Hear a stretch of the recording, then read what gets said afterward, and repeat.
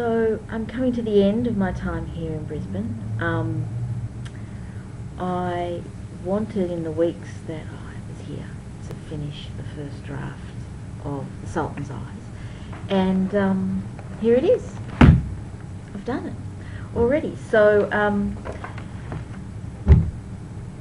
it's a little bit shonky still. I've got a lot more work to do, but it is down and there, and what I'm doing now is I've printed it out and I'm reading it all because things look better or different on paper actually, and you see things that you can't necessarily see on screen, and you also get a better sense reading it as one long piece of the pace and some of the arcs of the story, which you can't quite necessarily see when you're just a little bit too close, chapter by chapter. And so I'm making corrections on paper, going through it again on screen, and fixing things, little things up. And then I'll just let it sit for a couple of weeks.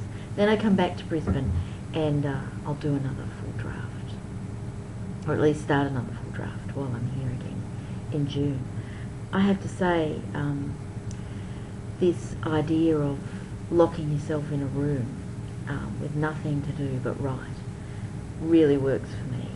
It doesn't work for everybody, I know, but somehow being away from home in particular, I think, with no phones ringing, and you don't really have to put a load of washing on. Well, you still do, but not as much. No gardening to do or any other jobs really allows you to sink deep into the zone that you need to be in to write in this kind of focused way. So I jump out of bed, at 6:30, start work in my pyjamas, look at stuff, look at what I've done the day before while I have my breakfast, and then get to work pretty much straight away, and I can work undisturbed all day. It's such a luxury and such a pleasure, even if your brain feels a little fried by the end of the day, particularly by the end of the week. So that's what I'm up to. I haven't had web access for a few days either, so I suspect that helps, but that's also why I haven't done any more of these. So stay tuned. I will be back here in a couple of weeks to start work again, and we'll see what happens from there. Cheers.